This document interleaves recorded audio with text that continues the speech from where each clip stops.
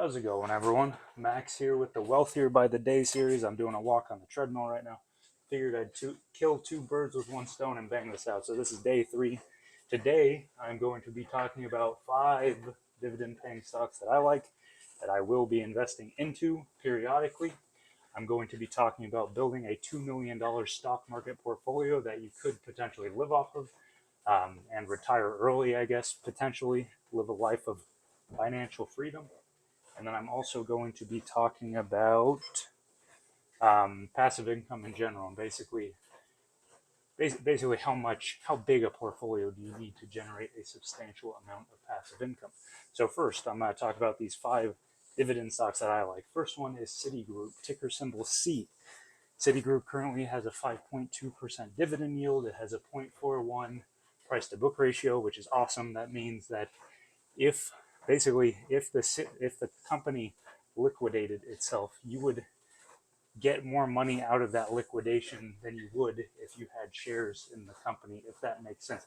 Basically, like let's say their market cap is $10 million and $10 billion, and they would actually liquidate the company for $22 billion. So essentially, like the net value of the assets of the company, like the actual intrinsic worth of the company, if it liquidated, it is more than the market cap itself, which is a good sign. I mean, if you can find companies that have that, where they do have a really low price to book ratio, those are typically good bets to make money in the market, because that's a telltale sign of an undervalued stock. That's like Warren Buffett back when he would pick stocks way back in the day when he first started. That's the metric he would look for, is companies with super low price to book ratios. And sometimes the companies are struggling considerably, and that's part of the reason why their share price is so low relative to their book value, right? Like if their share price is $10, but they have a book value of $20, meaning the intrinsic value of the company is 2 times as valuable as the stock itself.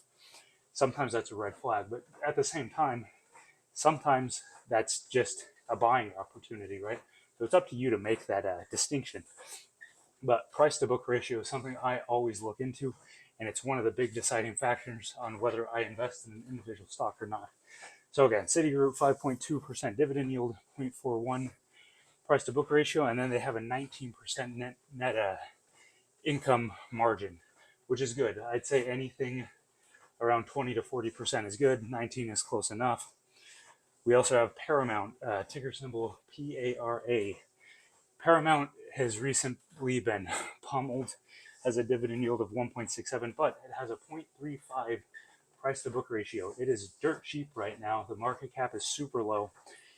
They typically run around a 10% profit margin. I believe right now they're unprofitable. Me, given the low valuation, I think it's a steal. And if I have money, I'm going to pump money into the stock. It seems like a relatively low risk play to me with a ton of upside. Paramount's a pretty big name, right, in the movie business. Like my gut says it's a good move. Not really investing so much for the dividend per se on that one, but I think there's going to be a ton of share price appreciation.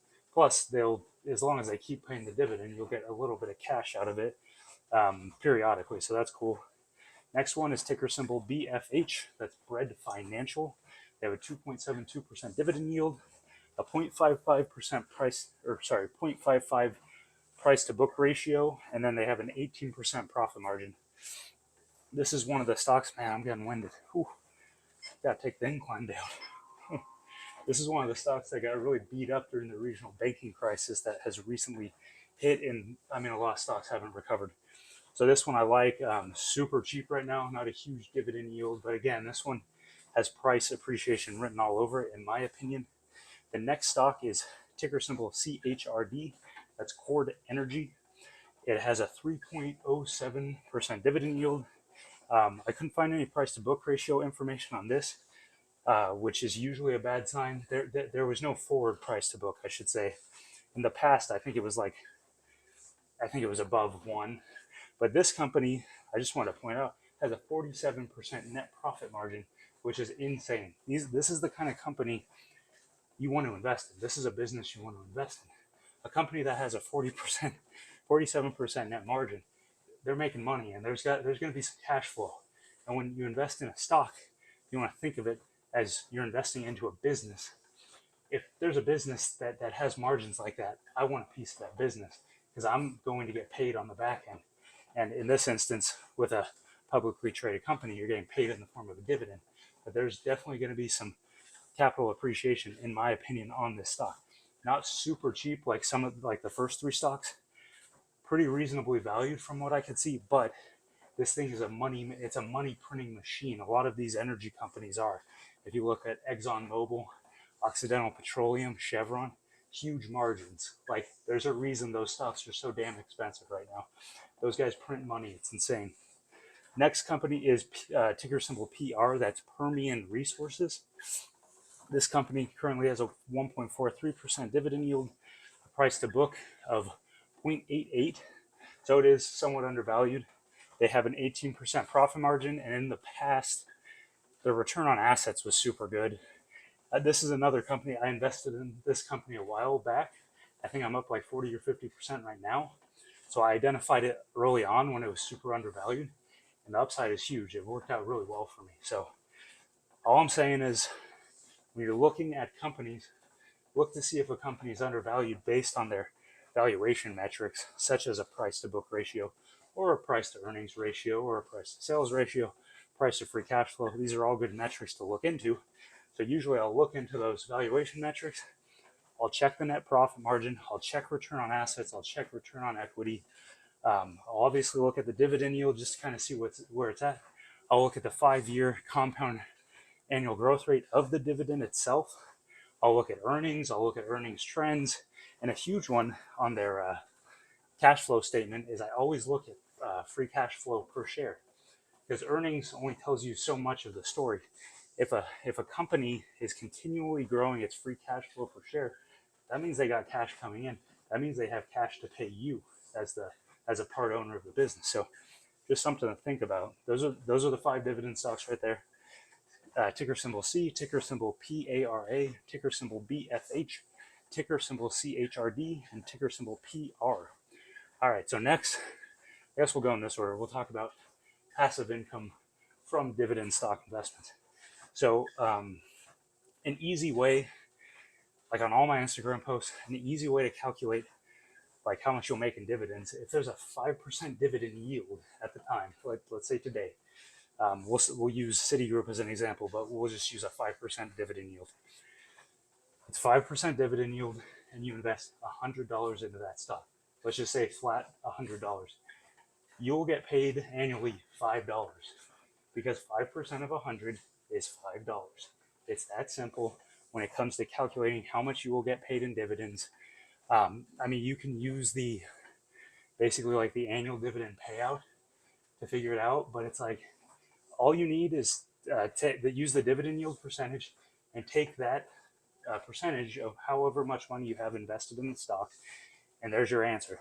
So, for example, if you invest $100 into Citigroup, you'll get $5 annually. That's $125 a quarter, because it's right. There's 4 quarters that Citigroup pays out.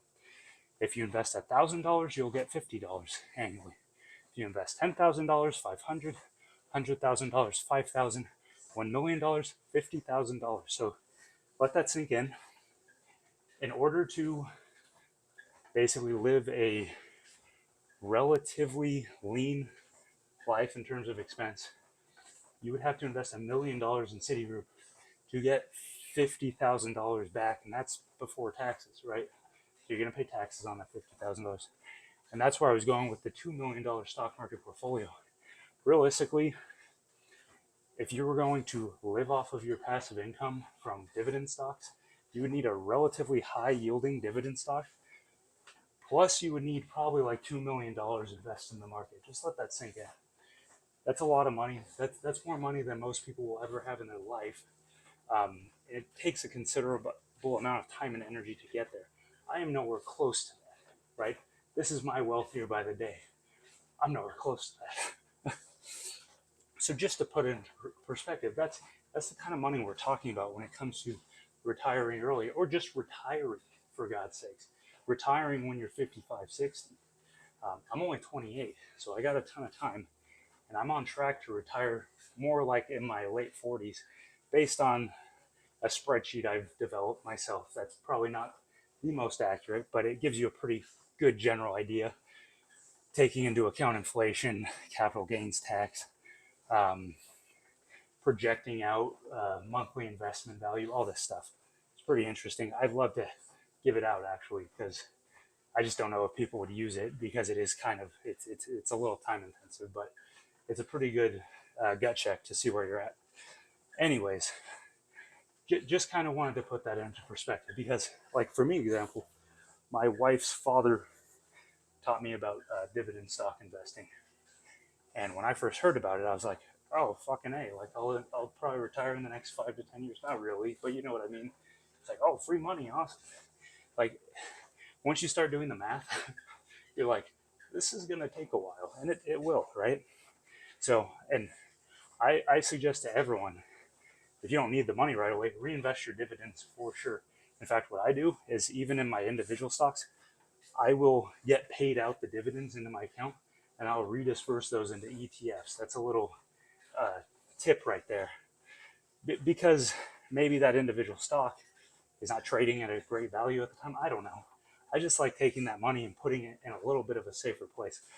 Investing in individual stocks is risky enough as it is, so I like to kind of double down and put the money into a safer place after I get that dividend, after that company pays me, essentially.